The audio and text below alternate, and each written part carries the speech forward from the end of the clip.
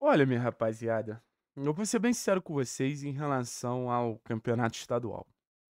Eu sei que gera muitos empregos, eu sei que para alguns clubes é oportunidade quase que única de ter um calendário, mas cada vez eu sou mais contra o campeonato estadual.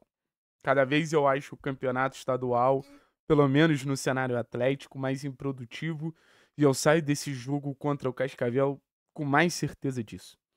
Um campeonato que era para ser uma preparação. Ele vira mais um motivo de cobrança.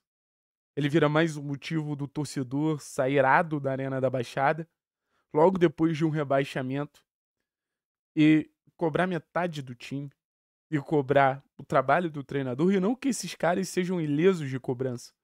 Muito pelo contrário, eu tenho certeza que 2025 vai ser um ano de muita cobrança. Mas se você está preparando a equipe para o que realmente importa na temporada, puta bicho, será que é para subir o tom nesse momento? Eu ouvi uma situação que eu queria até dividir com vocês. Eu não acho nem que o Atlético quer estar voando nesse momento da temporada. Eu não acho que seja proveitoso pro Atlético estar jogando pra caramba nesse momento da temporada. O auge técnico do Atlético não tem que ser em fevereiro, sabe? As grandes atuações do Atlético não tem que vir em fevereiro. E eu não vou, porra, vender uma falsa ideia pra vocês que o time vai jogar muito de fevereiro a novembro e dezembro. O Atlético tem que se preparar, o Atlético tem que errar, o Atlético tem que acertar, tentar corrigir os erros, tentar melhorar o que vem fazendo de bom, pra quando chegar na Série B, aí o jogo ser diferente. Aí a situação ela ser completamente diferente.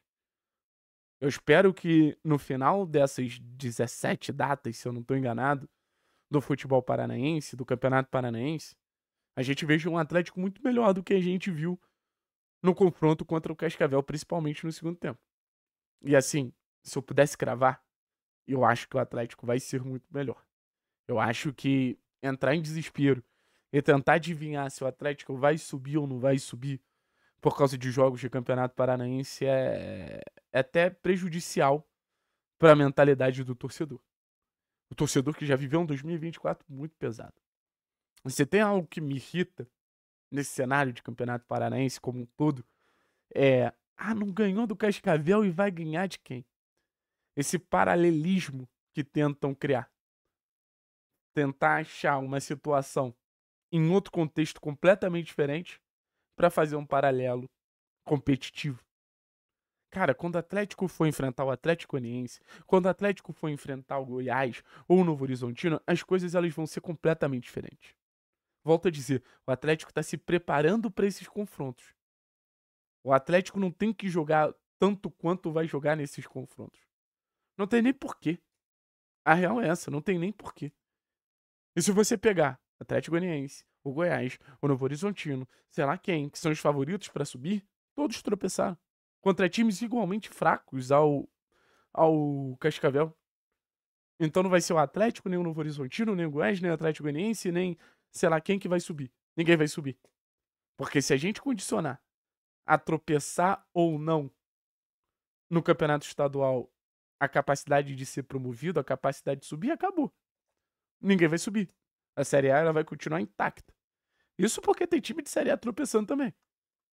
Então, assim, campeonato estadual é preparação. Agora entrando em questões do jogo, muito voltadas à preparação, agora eu acho que a gente pode abordar situações que o time foi bem, situações que o Barbieri foi bem e situações que o Barbieri foi mal.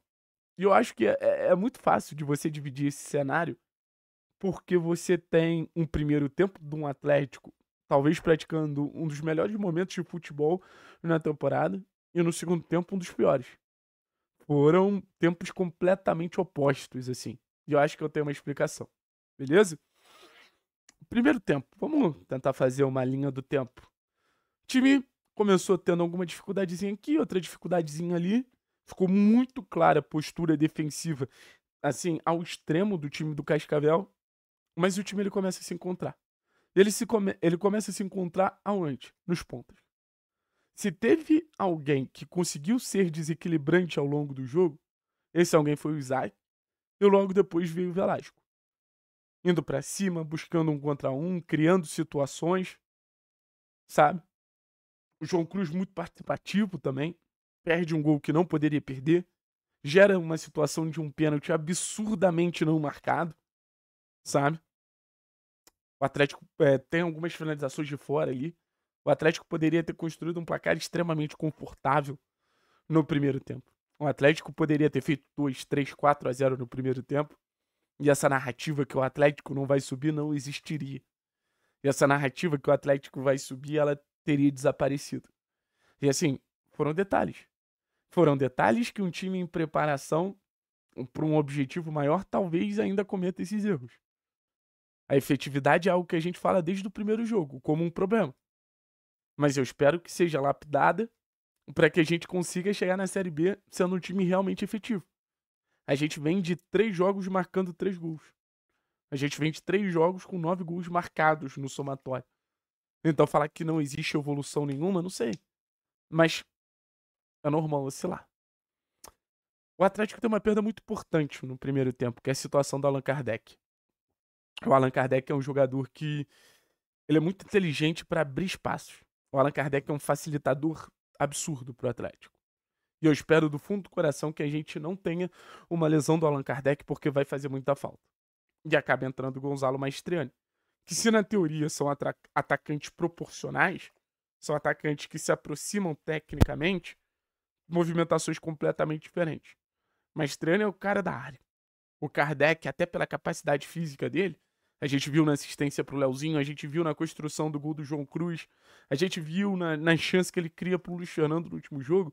Ele participa muito mais e ele consegue usar esses atributos físicos para gerar espaço nesse corredor que joga atrás dele, tanto que você teve um primeiro tempo muito positivo de João, o Velasco fazendo um jogo muito legal, criando situações, e principalmente o Isaac. A gente não tinha mais essa peça.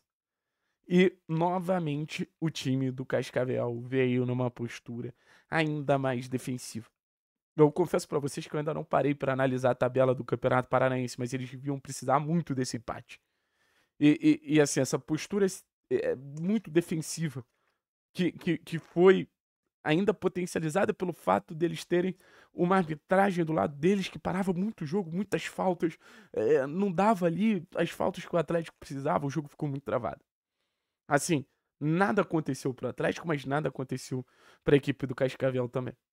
Então, assim, foi um segundo tempo nulo, que não pode acontecer. Foi um segundo tempo nulo que, assim, traz à tona alguns problemas, como, por exemplo, a falta dinâmica dos volantes.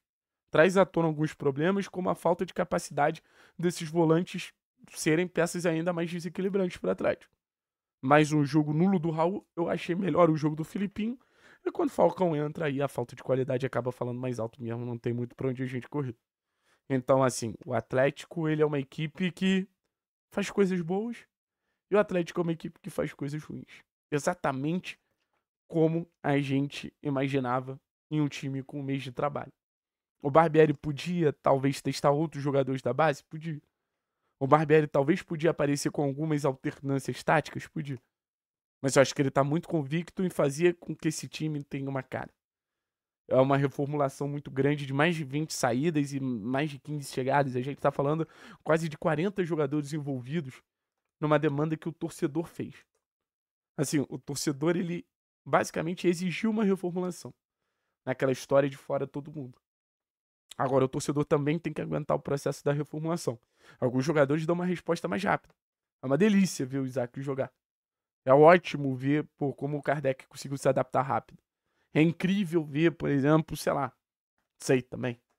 Mas talvez o Falcão demore um pouquinho mais, o Raul demore um pouquinho mais. O Dudu, pra ter a presença ofensiva, demore um pouquinho mais. Vamos com calma. Vamos com calma. Lembra, o Atlético é o time a ser batido. Até pra se posicionar como o time a ser batido, depois de uma reformulação, precisa de calma. Valeu, pessoal. Daqui a pouco a gente conversa na live. Mas não vem com esse papo que o Atlético não vai subir, não. Pelo amor de Deus.